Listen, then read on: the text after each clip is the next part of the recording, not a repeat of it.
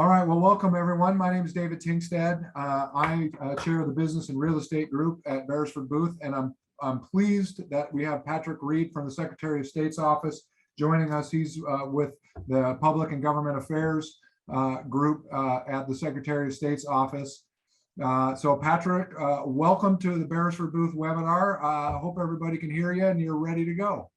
Great. Well, thank you so much. Again, my name is Patrick Reed. I'm the Public and Government Affairs Manager for the Corporations and Charities Division, where we register about 70% of all the new businesses in Washington. We're kind of the starting point. My primary roles are dealing with legislation, WACs, and our partner agencies like the other UBI agencies and business-related agencies, and also have some internal responsibilities working with our corporations and charities filing system, our support team and testing and development teams, and quite the array of hats. I was going to say, you are a busy person. That is just awesome. And just for the benefit of those listening, I've shared this with Patrick. I've been doing this a long time, and I feel so much like what the Secretary of State's office does is kind of the man behind the curtain. And so this is an awesome thing for me to be able to talk to you, Patrick, so you can kind of explain a little bit and can maybe take a little bit of the mystery out of it for us, and hopefully help us do our job better, which hopefully will also, make the Secretary of State's office, more efficient, and everybody will win, just as we kind of share information and how we can do our jobs better. So I'm going to go ahead and I'm going to share my screen here with any luck, Patrick. And I think there it is. And how'd I do, Patrick? Can you see my screen? There it goes. Yes, I can see it now. All right, so I'm gonna take that away. So hopefully that's all we can see here. This is all kind of in the context of forming new entities, amending our articles, amending certificates of formation, things like that. What actually happens, and so I'll go ahead and jump right in here, Patrick, with some of our first questions. And so maybe you could give a little guidance here, just because we always wonder what you guys are doing down there. And I know it's a ton. So just give us a sense for the type and volume of stuff that you guys deal with, so we get an idea for how much of a problem we create with all of our filings as we go forward. Sure thing. Kind of like I mentioned before, we're the starting point for more than 70% of all new businesses in Washington.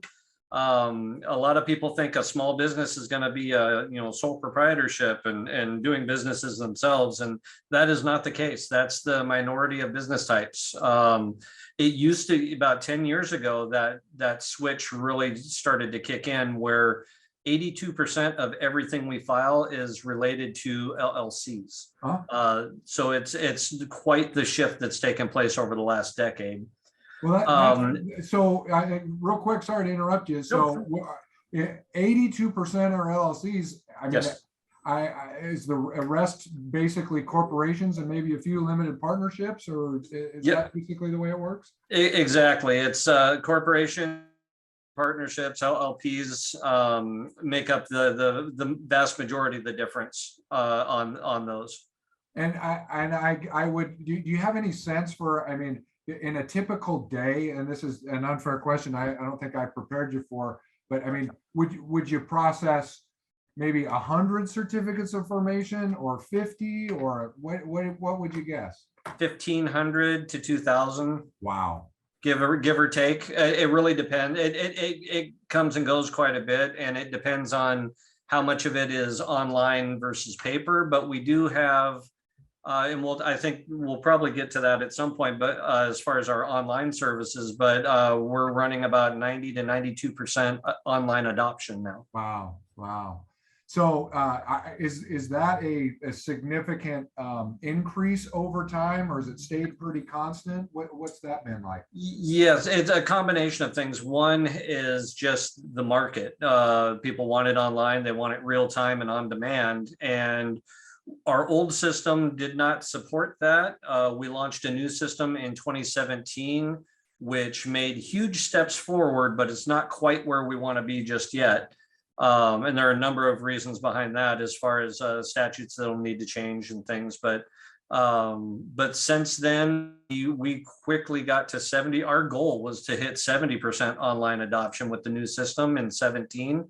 And since then, we're now in the 90 range. So it's been hugely successful on that point.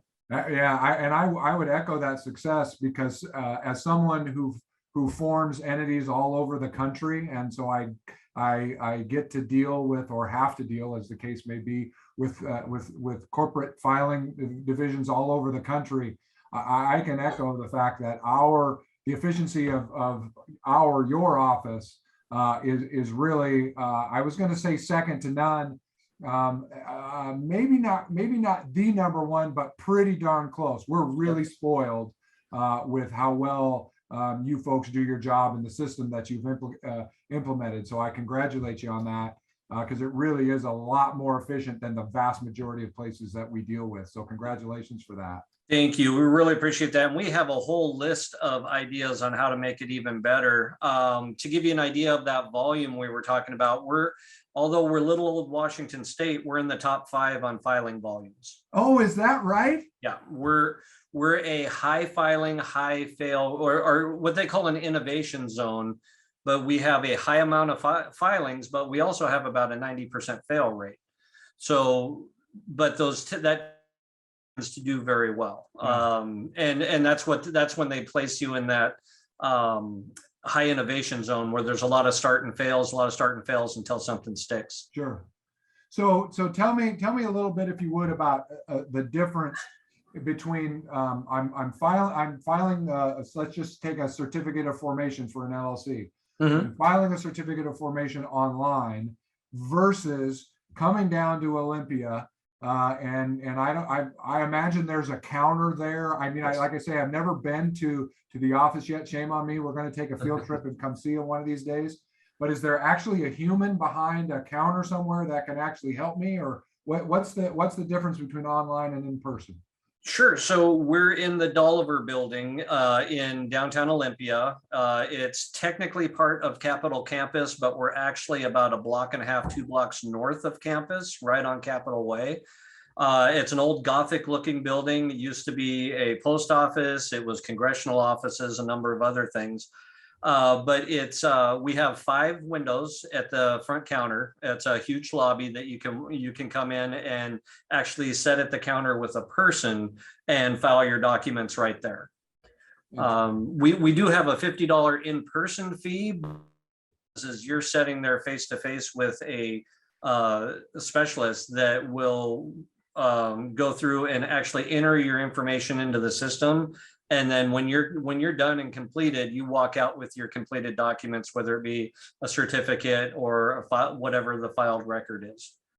All right. So for those of us who form a lot of entities, file a lot of stuff, or even for those of us who do only a one-off, give us some tips for how we can do our job better to have a less of an opportunity of a failed filing.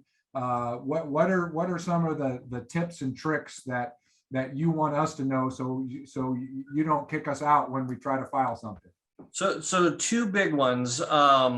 One is I have to ask for patience, and kind of like you mentioned before, we've been spoiled in recent years with having a system that the business rules are built into that process.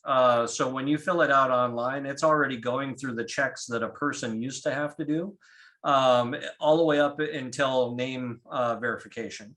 And a lot of times where we run into a lot of instances where we reject items, or we get a contact that we then have to reject an item, is because it was submitted too quickly, and after the fact, the filer will identify, oh, well, I misspelled this, or I changed that, or I need to put a different name in there. Then once it's submitted and once it's online, which is the majority of our filings, we then have to go in and reject that public record filing and send it back to the person, and then have them resubmit whatever their changes are. And it creates several steps internally for us and externally for the customer. So that, if I had one quick message, that would probably be it, is just take an extra review of your document for quality control before you submit it. That's one of the big ones. The other one is patience, because we've had a tough year, like many other state agencies, like many other industries in general. We've had a whole lot of retirements, a lot of difficulty recruiting. So we have been short-staffed, and add with that, we've had some technical challenges in regards to the nonprofit corporations and their online filing process, which we're getting hopefully closer to a solution. Have an ETA on that yet, but that has really impacted our processing, and from a staff perspective, and just being able to get those out in a timely fashion. Sure. Well, I appreciate that. One question that comes to my mind, and I know it's something that our clients always ask us, and I'm never sure if I have it quite right, because my suspicion is that there's also a lot of challenges with addresses. Yes. And so what can take, when can you use a PO box? When do you have to have an actual, physical address? Give us a few guidelines as far as that goes. Sure, that is actually becoming a very big topic, not just in Washington, but nationwide and even globally in some cases. The statutes currently require a physical address for the principal office for a Washington entity and a physical address for the registered agent. That is very challenging with a lot of small business or virtual businesses that don't have a storefront, because they don't have an office other than their home address to put on there. And when they put their home address on there, everything in our system is public record. So you've just made yourself for that home address. Right. And another challenge is there are, like, UPS and FedEx and some of the other big box stores offer a virtual office address or a full office address, when in fact those don't work for our statutory purposes, because they come up with the US Postal Service as a PMB. Which a PMB is explicitly not allowed to supplement that physical address. It has to be a physical street address. Got it. All right. Well, very helpful. We're taking feverish notes here as we go forward to make sure we don't goof that up again. So a few more questions. What happens? So here we are, typical filing of forming an LLC or forming a corporation. So here we are, we push the button and we submit our certificate of formation.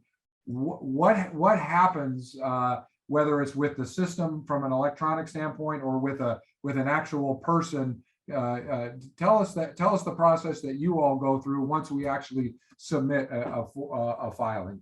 So I'll try and give you a quick snippet of both. So once you've submitted your certificate online or the articles online, it goes into a work queue, or an online, it's a specified online work queue. And then staff, for the most part, the only thing staff really has to check at that point is the name availability. That's the big one that prevents us from being fully automated, because the statute still has a lot of loopholes in it that we're looking at, possible options, but it's still very subjective as far as similar and abbreviations and things. So what they're doing is they're taking a look and doing a double check to make sure that that name is still available from the time that you submit it online to the time that they actually are processing it, and verifying that the sections are completed. We do very little verification of the information that is supplied to us. So we're not going to evaluate nature of business or purpose or any of those things that come in on articles or certificates, because that's more of a civil issue, and our office is ministerial, so we have zero enforcement ability anyway. Even if something were out of the norm, there's nothing for us to say no, you can't do that. Sure. As long as it's within the box of what's prescribed in statute, then it taken. So that the online process, again, it goes into a work queue and gets work. Typically, we get them in 1 or 2 business days in our normal time frame. In our current times, it's a little more challenging. We're anywhere from 5 to 10 business days for an online submission because of our backlog that we're working overtime and recruiting and trying to do everything we can to get that out of the way. The other side of that is if a paper submission comes in, not a front counter because that's completed on the site, but if somebody mails us articles with a check or mails us a form that we prescribe, then it also goes into a different work queue, and that queue then is first come, first serve in the order received. The paper documents, if it's not expedited, it takes anywhere about 7 to 10 business days, give or take. And that fluctuates with volume. If it's expedited, we're still shooting for that, 2 to 3 business days. But again, we're running into the 5 to 7 or even longer in some cases. And some days we may have a very low queue and be able to get it out that day. So it really varies, but it's usually safe to prepare for at least 5 to 7 business days before something gets done, but you may get it back within hours. So it's really hard to because of that high volume and the inconsistency in the day-to-day intake. So no, that makes perfect sense. Well, I have to ask you this question because I get asked it all the time. What in the world is a governor? So a governor is a generic term for officers, members, managers, directors, anything that you would previously have listed as an officer for a corporation or a member or manager for an LLC. It's a generic term that actually rolls up under governor, and governor is just a name. We don't even require an address anymore on governors. It's just the name, and it identifies a person that's been vested with authority within the organization. And how many times do you think you've been asked that question? quite a few. But what surprises people is we were late to the game in adopting that. Nationwide, I think we were the 24th state or something around that era to adopt it. They call us a model law state, or a uniform law state, but I'd say we're loosely related to that. So we get the model laws or the uniform law suggestions, and then Washington's very into pieces, and then putting it out, and which we've done. Pretty much everything that we currently have is very modified to fit Washington, and there's good and bad that goes with that, but some of the uniform application process and uniform filing areas, we try to keep with those as close as we can. Yeah, you bet. I appreciate that. I as a person who's been involved in the drafting process, I guess you can point the finger at me to a certain extent. So, whether the slide talks about mistakes, I guess I would also throw it in as to questions. Yep. So maybe before we file, I mean, is there someone we can call down there? Is there an online portal? How does that work to either deal with our mistakes or be able to ask someone questions? So we do have both. We have a phone center or a call center that is normal business hours, Monday through Friday. Normally, without our staffing and technical limitations, you could get a call answered within a couple of minutes. Our average wait time was about 2.5 minutes. But currently it's pretty rough, between, like I said, with the shorthanded staffing issues and then the online challenges. the online challenges create more phone calls, and it stretches everything out, and it kind of compounds on itself. So we are having challenges there. However, we also, for a few years now, have had live chat. And I know people they think live chat and they're thinking, okay, I'm going to go on there and it's going to be a robot, or it's going to be a third party somewhere, has no idea what they're talking about. Our live chat is actually connected to a portion of our customer service team, and you're chatting with one of our staff members, and it's a fairly quick turnaround. You can actually get in and have a quick chat conversation with a staff member, one of our staff members that's a generalist, that can answer all your basic questions or escalate it from there as needed. I'll tell you, that is an enormous service that you provide there. I remember when I first started practicing eons ago, that, sitting on hold, waiting, for my turn, and the ability now to simply, engage in that chat function. That's a really cool feature. So nice work on that. We really appreciate that. Thank you. And we continue, matter of fact, we are underway now of adding agents. They call them agents, the users on our end, to where we can expand that out, because trending toward it. Obviously there's a lot driving there because our phone queues are so heavy and our phone call volumes, but even before that, the trending toward chat was really strong. And so we're looking to utilize that the best we can. And I won't disparage any other states directly, like California, but they also have chat systems, but it's operated off of bots. Yeah. So you go in there and you ask a question, and it's going to lead you to another question, which leads you down a series of questions. And in the end, it can be very difficult to actually get the answer you're looking for, and then they'll transfer you to a person. Yeah.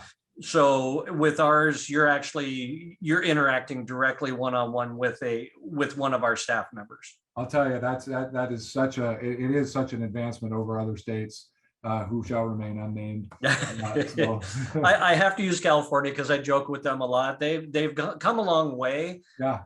And they're using Watson, the IBM system, to handle their chat, and it continues to get better, but customer feedback is that it still has room to grow. It does. It absolutely, and a lot of room to grow. So it's way better to deal with a human. So thanks for that. We prefer that. Yeah. Well, so do we. So thank you. It's a huge upgrade. So maybe just on question number 7 here.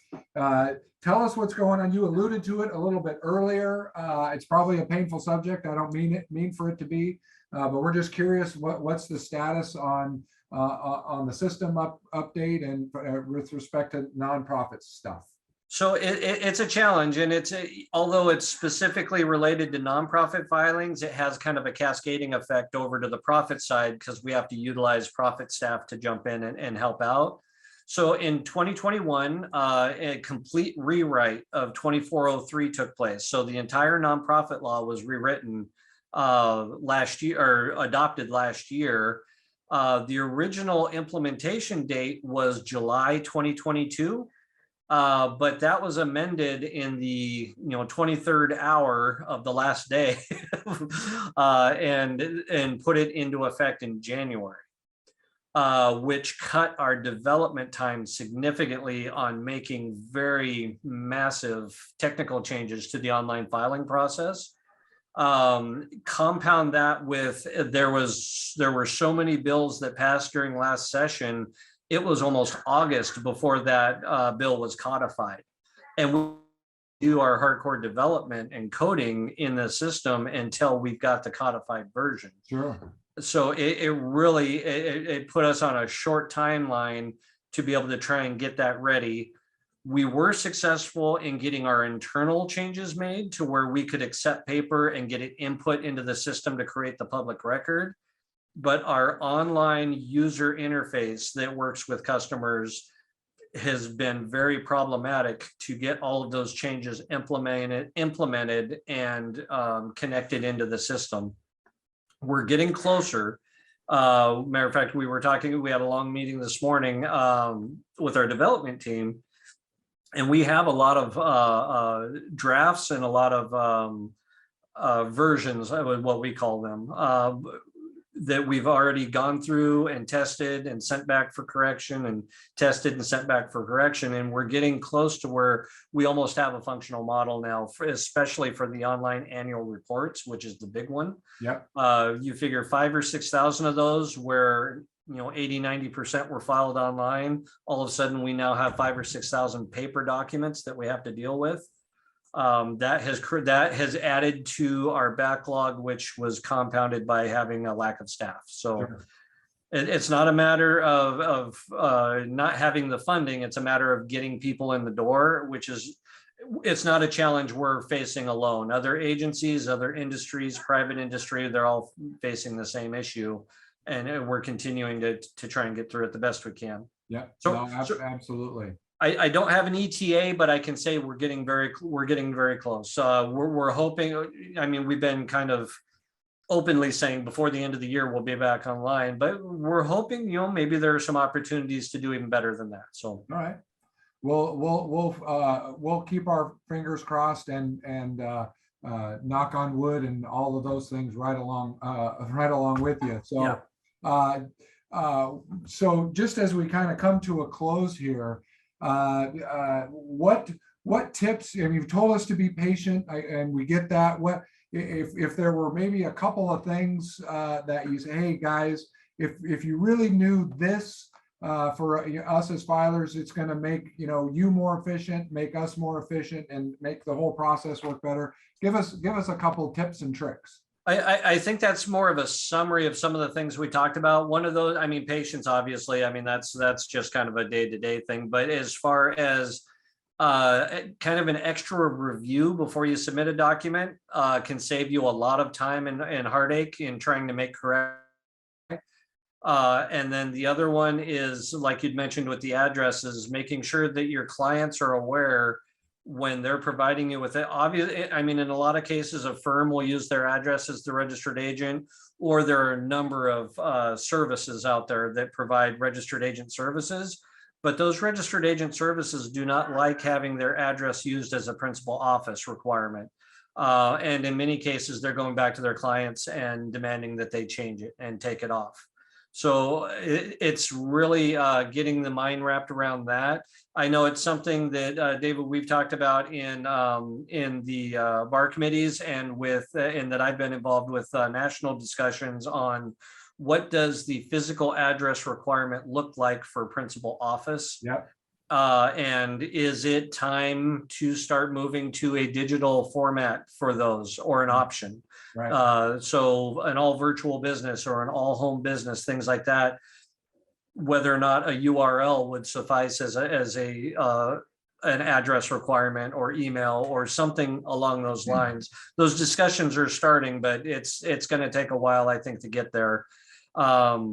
Because it touches so many other pieces of not just the requirements for the Secretary of State and public record filing for entities, but it also directly crosses over in the process world.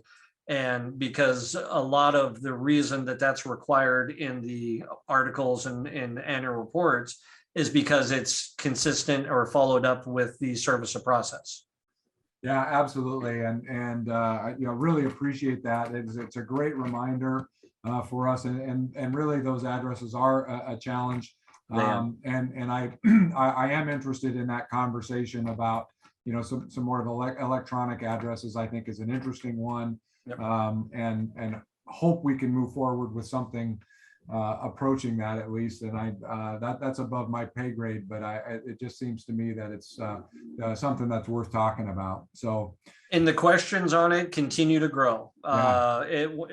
I mean, we'll get as many as a dozen or more a day. Yeah. People asking us or trying to challenge us on it, saying, well, I don't have a business, so I'm not giving you one. And we're like, I'm sorry, we can't file your document. That's right.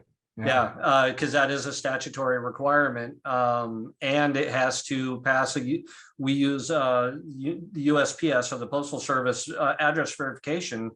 And so if they give us a fake address, it's going to come back and ding, and it won't be filed. Yeah, no, that's exactly right. And then it's going to take a few days, then we refile, and it's going to take you a few days to get back to that.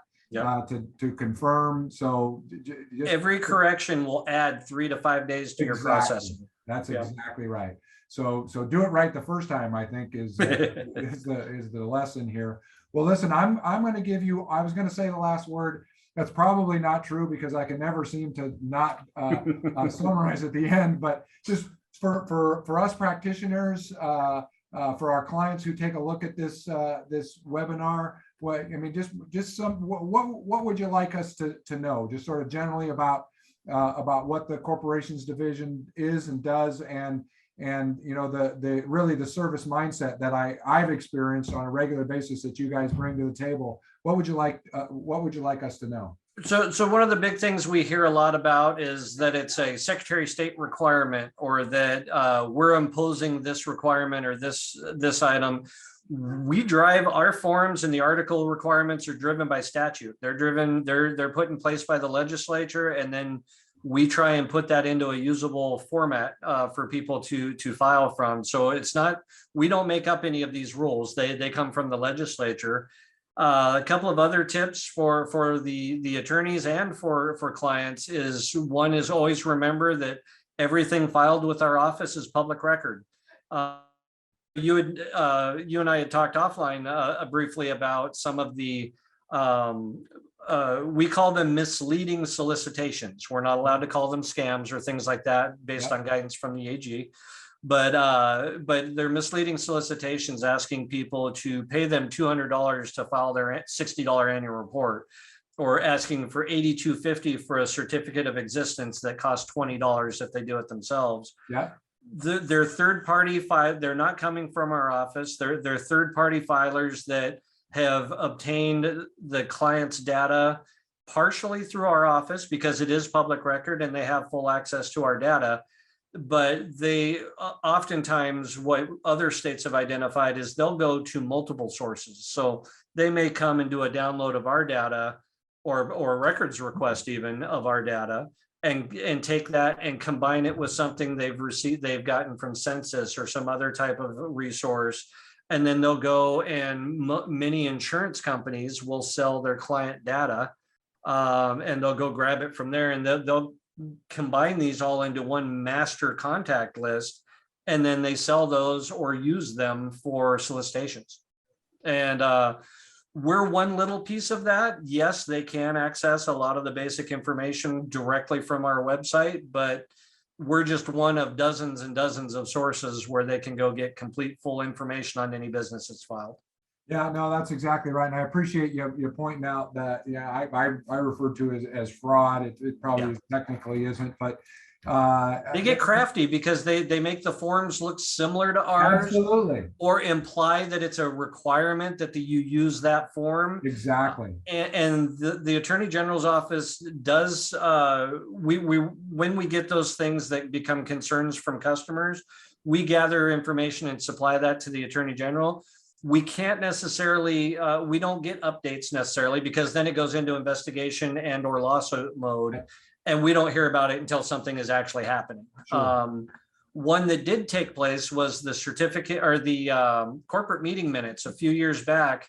Every new business in Washington was getting hit with a request for corporate meeting minutes for $125, and you supply them what you answer a form, and they supply you with a little peachy binder of, a couple, taking the same questions that they asked you, basically printing them out and putting them in a peachy and mailing them back to you. Yeah. And they were charging $125 for that. And the form was very misleading. It looked very much like an official state form. It had very small print in there that says, we're not affiliated with the state of Washington and all that. But the Attorney General's office was able to actually pursue that and win in court. They fought it vigorously, and they used a high-profile Seattle firm to fight it with. But they ended up losing, and it was a $1.2 million judgment against them. But within weeks, there was another group that popped up with the annual report filing, or the workplace poster, the labor law posters, and things like that. There's a number of different ones out there. We try to post them on our website so people have a reference that here are some things we're seeing. The newest ones is there's an email that's going out to new businesses telling them to file their annual report using their links. And that's one of the ones charging $200 for a $60 annual report. And it looks very much like our system, and it looks very much like our form, but it's not from us. Yep. And there's another one where they're sending text or SMS messages now. Oh, I haven't seen that one. That one's Yeah, new. that's a new one that just popped up in the last month or so. And if you click the link within the text, it takes you to a very similar online filing format where you fill out their form and then they send it to us, and you're paying an extra $140 for that process. Sure. And we have zero control over it. The Yep. only thing that can happen is if it's identified, then people can file a complaint with consumer protection at the AG's office, but we have no enforcement and no way to do anything about it. And we don't know what happens with that money or information that you supply to them. We have no idea. Interesting. Well, I think we've exhausted our time yet here, so Patrick, really appreciate your time and your insight, and I will. I guess I really want to commend you. First of all, I appreciate your willingness to come on and talk to me. It's really helpful. But the attitude that the corporations division brings to its job really are user friendly, and we appreciate that very much. And so I'm going to take you up on your offer to have a little field trip. We're going to come down and see you and take the nickel tour, as you say. But really, thank you so much. Appreciate what you do. It's a hard and probably thankless job, I would guess. And I'm sorry you have to deal with people like us so much, but we were after 14 years, I still hear new things every day. So it's actually pretty. It keeps my attention and keeps me going. You keep waking up fresh every day, and we appreciate it. And so the comments that you made about the fraudsters that are out there. Really, we do kind of got to watch for that, and certainly that's something we try to do as well for our clients. And our recommendation when we're approached about it is we send them to the consumer protection at the Attorney General's office. They've got an online complaint form, and those do get reviewed. And I appreciate you pointing that out. In fact, I've got a blog post on that, and I will add reference to the complaint to the Attorney General's office. I'll add the link for that, so that's really helpful. That's great. So again, Patrick, thanks so much. I appreciate it. Maybe we'll do this again here in another year or something like that, after we've had the tour, and we'll be able to talk about that a little bit. So we'll do it. Sure thing.